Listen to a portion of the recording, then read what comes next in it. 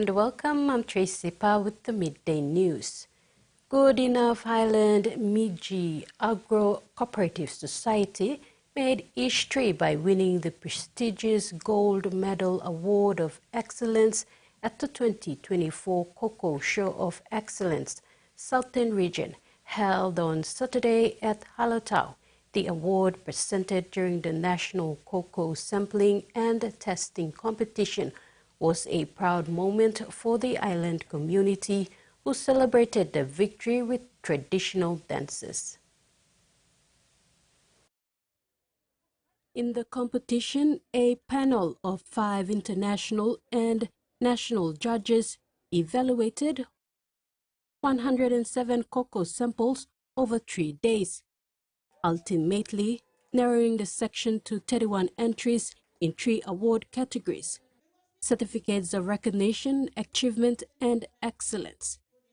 A judge, Luke Spencer from Spencer Cocoa in Australia, praised the high quality of PNG cocoa, noting significant improvements observed over his 4 years of involvement. Judge Catherine Ninix of Nunu Chocolates in Arab encouraged cocoa farmers to adopt family-centered farming and urged award winners to aspire to create world-class cocoa products like chocolate and cocoa liquor. Albert Nukutu, chairman of the Cocoa Board of PNG, closed the ceremony by emphasizing PNG reputation for high-quality cocoa with an 80% fine favor rating, and called on farmers to keep improving to reach new international standards. Accepting the award, Vice Chairman Moses Joshua of Migu Agro Cooperative thanked the Good Enough community and encouraged further cocoa expansion from the current 25 hectares to 100 by 2027. He attributed the win to dedication and love for the craft, inspiring all cocoa growers across PNG.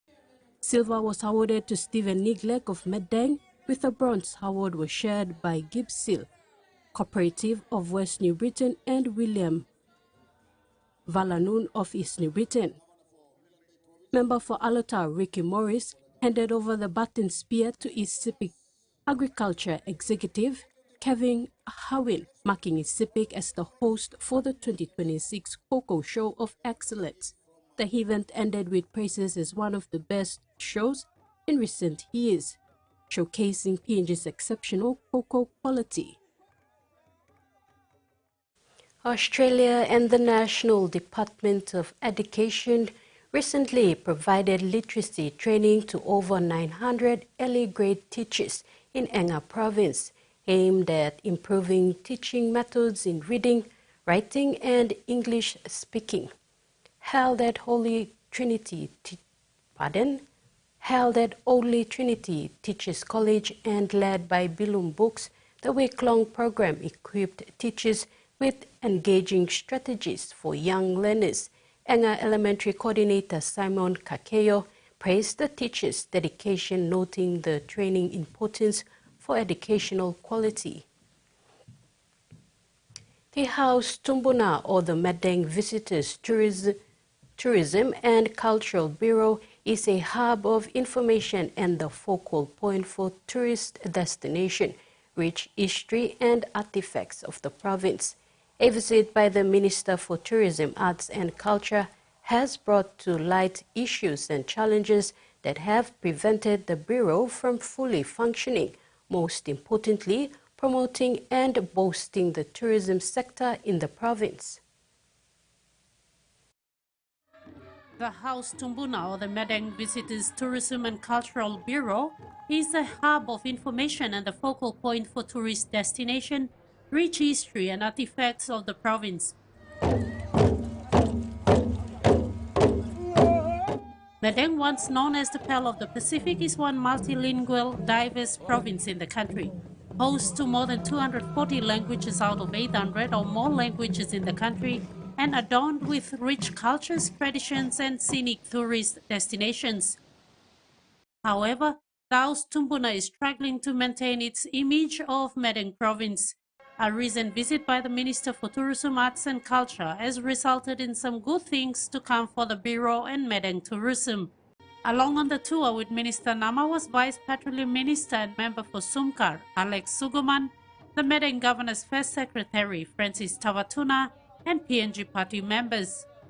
MVTCB Acting Director, Joanne Arek, in a presentation, highlighted the Bureau's major challenges to the minister, including no vehicle to promote or coordinate product visitations, lack of human resources, funding constraints, and land issues with illegal occupants. Minister Nama listed how he would start supporting the Bureau, which included 100,000 kina in funding support, a vehicle to help with logistics, and settle land issues with compensation and eviction.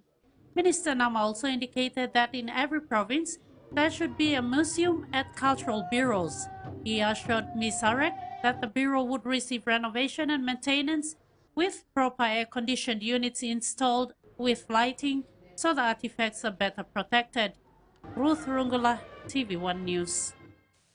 The Legal Training Institute opened its 25th Civil and Criminal Advocacy Workshop yesterday in Port Moresby. The week-long workshop, which began yesterday, will end on Friday, November 1st, and is being facilitated by the Victorian Bar Association. The Legal Training Institute's 25th Civil and Criminal Advocacy Workshop opened yesterday and will mainly focus on the advocacy skills of trainee lawyers, especially courtroom advocacy skills. The workshop will look at how the trainees represent their clients in court. These include how loud they can speak, how they stand at the bar table, and how they conduct themselves in the courtroom in terms of arguments. According to the Acting Director for Legal Training Institute, Angeline Aranda, the structure form of the delivery of the Victorian Bar Workshop started back in 2000 under the leadership of the late director, Pauline Morgish. She said LTI is grateful for the long-standing relationship that it has with the Victorian Bar Association and the Australian government in their commitment to the development and upskilling of future lawyers of this country. And some of these lawyers have ended up being leaders in their own right. We have a very highly qualified trainers to be delivering this course, especially this week. We'll flew all the way from Victoria. Make the time worth it. Basically, you need to give 100% and probably 110% into this training also, and it's for your benefit. Meanwhile, the PNG Law Society President, Hubert Namani, urged the trainees to take advantage of the training and learn as much as they can, because once they are admitted to the bar, they will face many challenges. You're going to come out and practice at the time of this digital age. You know, the law is online. Clients have access to AI, the different AI tools out there. So as we're trying to catch up with the digital change and transformation, this week is an opportunity to take advantage of that and listen to some of the best practitioners in Victoria. Meanwhile, the second component of the program, Local Bar, will be held from the 4th to the 8th of November and will conclude with the intensive advocacy moot from the 11th to the 22nd November. Turning overseas, Queensland's new parliament is taking shape, and it includes a number of fresh faces. It's one for the record books, with the state's first Muslim women elected at the weekend. A sea of brand new parliamentarians, among them Bisma Asif, making history. I'm not only the first Muslim but the first Punjabi. My background's Pakistani as well. The 28-year-old has won the northern Brisbane seat of Sandgate for Labor. Miss Asif migrated from Pakistan when she was 8 years old, speaks 4 languages and has 2 degrees. Aspiration drew her to politics. The reason I got involved in politics was to make sure I could make a difference in people's lives. For Russell Field, it was tragedy. His son Matthew, daughter-in-law Kate Ledbetter and unborn grandson Miles were killed when they were hit by a stolen car in 2021. We said at the time when Matt and Kate were killed, and Miles, that their deaths can't be in vain. Something good has to come out of this. The 69-year-old is likely to win Capalaba for the LNP after campaigning on law and order. When somebody's jailed for 6 years for killing 3 people, there's something seriously wrong with the system. At 22 years old, Ariana Doolan could soon be the youngest woman ever elected to state parliament.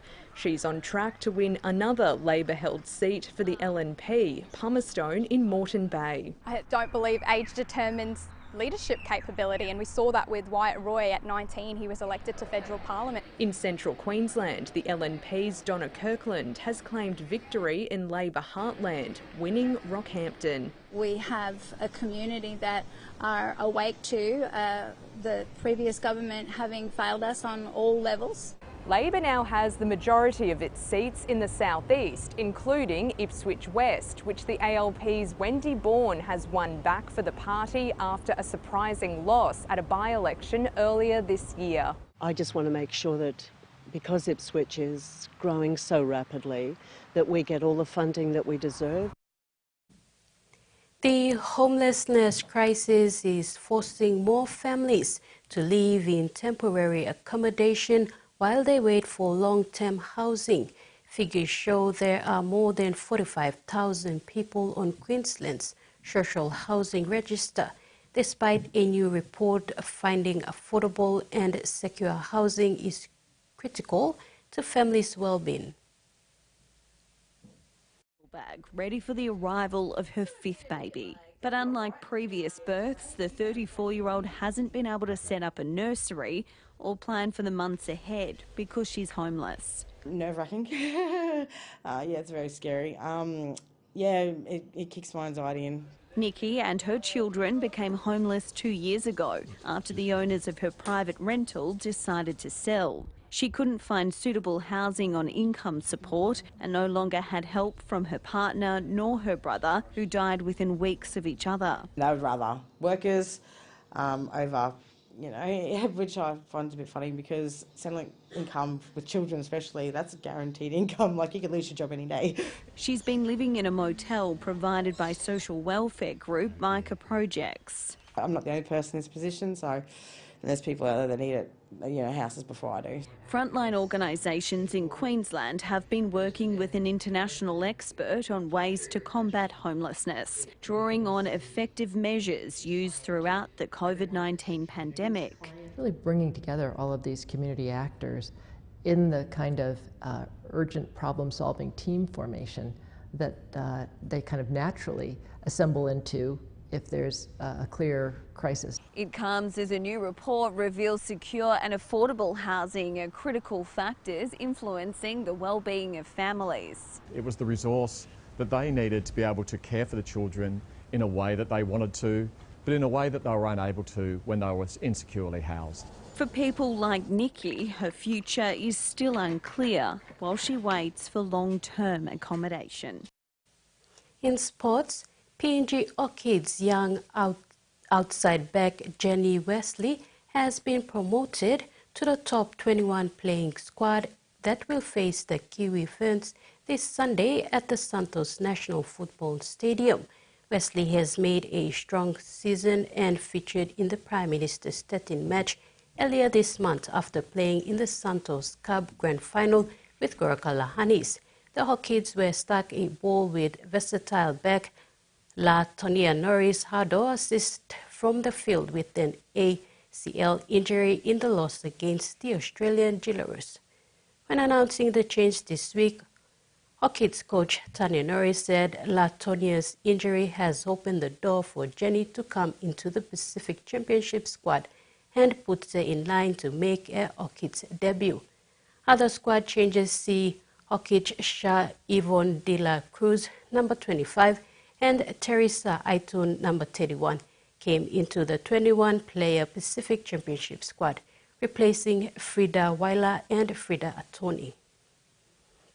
And that ends our news update for today. Do join us at 6 p.m.